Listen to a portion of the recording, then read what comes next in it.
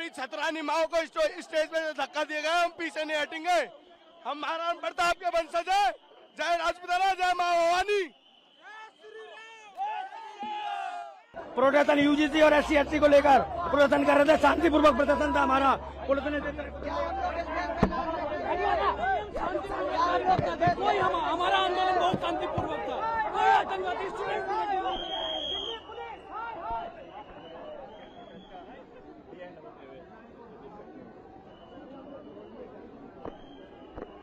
जंतर मंतर भी तो खत्म किए। राहुल उधर से चले गए, 2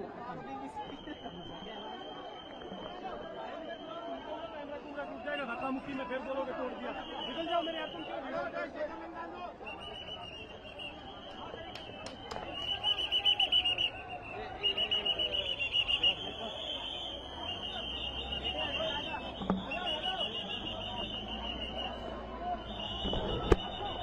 तो हमारी मुख्य मांगे बेसिकली है कि हर जगह पे सुधार होना चाहिए, हर व्यक्ति को भारत में डेवलपमेंट करने का मौका मिलना चाहिए, वो अपनी ग्रोथ कर सके।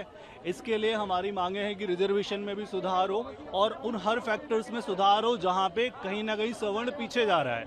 और आज उसी मांग के लिए हम अपनी बात को मुखर रखने के लिए यहाँ पे जंतर मंतर पर इकट्ठा हुए हैं।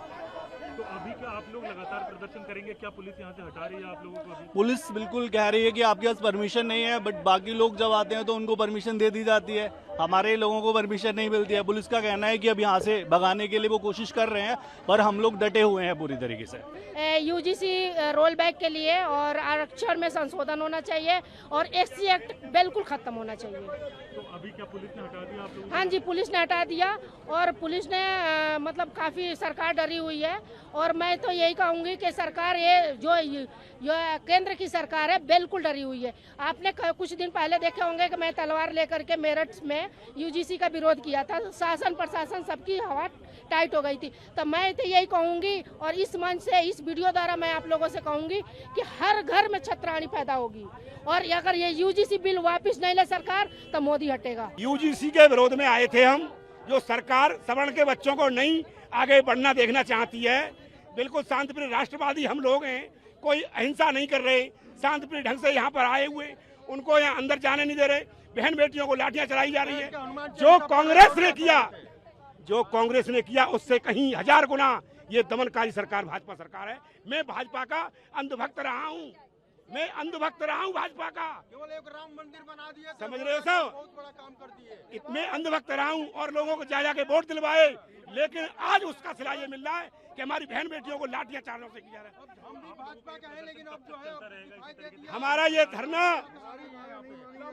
हमारी नहीं मांगी जाई तो हम हमेशा यहाँ बैठे रहेंगे।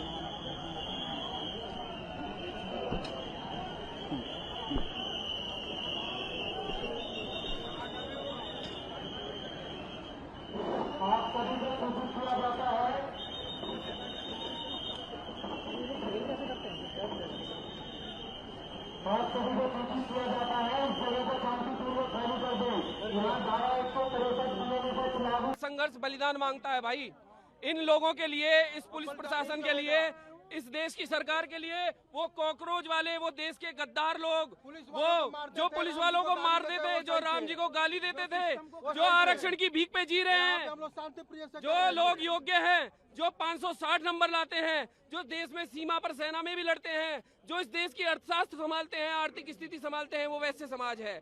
जो इस देश की सुरक्षा संभालता है वो क्षत्रिय समाज है। जो इस देश का ज्ञान और शिक्षा संभालता है वो इस देश का ब्राह्मण समाज है। हमने इस देश को अपने खून से सींचा है, लेकिन आज इस समय की सरकार ने बता दिया कि इनके हृदय में हमारे लिए कोई जगह नहीं है। हम कितने भी काबिल हो जाएं, कितने योग्य हो जाएं, ये हमें उठा के पीछे फेंक देंगे। और यदि हम अपने हक के लिए आवाज उठाएंगे, हम ये नहीं कह रहे कि आरक्षण खत्म हो जाए, हम ये कहते हैं कि आरक्षण उसे मिले जिसे जरूरत है। आप सभी गरीबों के लिए आरक्षण करो, चाहे वो किसी भी जाति में हो। आप दीजिए, लेकिन आरक्षण की एक व्यवस्था ये भी देख लीजिए कि इस आरक्षण से आए हुए डॉक्टर, इस आरक्षण से आए हुए इंजीनियर, इस आरक्षण से आए हुए आईपीएस, इस आरक्षण से आए हुए जितने भी टेक्निकल लोग हैं, उनकी योग्यता कितनी है, उनका प्रैक्टिकल ज्ञान कितना है, इनके बनाए हुए पुल कितने दिन चलेंगे, आरक्षण से बने हुए आरक्षण के डॉक्टर जब इलाज करेंगे उनका इलाज कितना सफल होगा। 40% वाला ही तो करेगा, हमारा बच्चा नहीं होता है। आप ये बहुत सोचने वाली बात है। आप एक घोड़े के पास में जो आप एक रेस के घोड़े के पिछले पैर काटने की कोशिश कर रहे हैं, उसके चारों पैर काटने की कोशिश कर रहे हैं, आप घोड़े को गधा बनाने की कोशिश कर रहे हैं। सुबह में उड़ीसा से आया हूँ, 24 साल उनका सरकार उड़ीसा में नहीं था, भाजपा को सरकार में लाए, 20% का आरक्षण 50 में ले गए। 20% मिलता था नवीन पटनायक के गवर्नमेंट में, आप 50 में ले गए। तो सवर्णों का और ओबीसी को मिलेगा क्या? 40% से ज्यादा लोगों SC/ST को मिलता है आरक्षण। जगन्नाथ का मिट्टी ने आपको सरकार होने से बचाया। आज आप सरकार में हो जगन्नाथ का माटी के लिए, और उसी लोगों को, उसी सवर्ण को जहाँ पे 90% हिंदू है और 50% से ज्यादा सवर्ण है, उस जगह में आप सवर्णों का अधिकार ही छीन लिए। आज दिल्ली पुलिस ने जैसे माँ बहन की गाली भी यहाँ पे दी, ये सिखाया है अमित शाह जी आपने आपके पुलिस को। हम हनुमान चालीसा पढ़ रहे थे, आप आपके पुलिस को ऐसा ज्ञान दिए है कि वो हमको माँ बहन का गाली दे के उठाए। यही आपका संस्कार है पुलिस का, दिल्ली पुलिस का। आपका प्रदर्शन कब तक चलेगा? ये लंबा चलेगा, क्योंकि भाजपा को हमने वोट दिया है, हमने सरकार में लाए, और हम भी सरकार छीन भी सकते हैं। और ये जो कार्यक्रम हर जिले में होगा, हर ब्लॉक और हर तहसील में होगा। कल से आंदोलन पुरजोर तरीके से होगा, और सरकार को जहां तक हम उखाड़ के नहीं फेंके हैं, तब तक ये आंदोलन जोरदार तरीके से, भरपूर तरीके से होगा। देखिए, हम आरक्षण के खिलाफ नहीं है, आरक्षण की समीक्षा होनी चाहिए।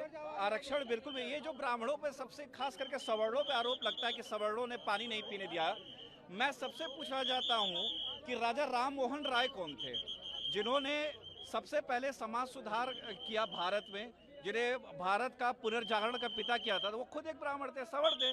बाल गंगाधर तिलक कौन थे? अंबेडकर का सरनेम देने वाला एक ब्राह्मण था, जो उनके गुरु थे। हम आरक्षण के खिलाफ नहीं है, लेकिन जो आरक्षण में जो जातियां गलत तरीके से घुस चुकी हैं, वो उनको पहले एक्सक्लूड करने की जरूरत है। उनका ऑडिट करने का जरूरी है। और जहां तक बात है EWS रिजर्वेशन का, EWS रिजर्वेशन से कोई फायदा नहीं है सवर्णों को, ना अटेम्प्ट में छूट है, ना एज कोई रिलैक्सेशन है। तो आप ये क्या दे रहे हो? और जो लोग कहते हैं कि 50% जनरल की सीट है, वो जनरल की सीट नहीं है। फॉर योर काइंड इन्फॉर्मेशन, वो अनरिजर्व सीट है, जिसमें SC ST OBC सभी आ सकते हैं, इंक्लूडिंग जनरल। तो हम कहाँ हैं? हम अपने ही देश में आप हमको 2ym दर्जे का नागरिक बना के रखे हो। अभी हमारी संख्या बढ़ जाए, लेट्स सपोज, एक हाइपोथेटिकल एग्जांपल देता हूँ, तो फिर यही सारे नेता जो हैं सवर्णों की वकालत करेंगे। आज जिस तरह से बर्बरता की गई है, बहुत दुर्भाग्य। हम लोग हनुमान चालीसा पढ़ रहे थे, आके लठ बरसाया गया, जूते लातों से मारा गया। मेरी यही मांग है, रिजर्वेशन रिव्यू हो। उस गांव के हर गरीब बच्चे के लिए हम लोग बैठे थे, ना अपने समाज के लिए बैठे थे। मेरा यही निवेदन है कि रिजर्वेशन की समीक्षा की जाए। देश का सबसे बड़ा घोटाला आरक्षण घोटाला है। आरक्षण के नाम पे घोटाला करते हैं मंत्री, मिनिस्टर, IAS PCS के बच्चों को रिजर्वेशन देते हैं। जज का बच्चा भी रिजर्वेशन से वजीफा लेगा और चपरासी का बच्चा भी वजीफा लेगा।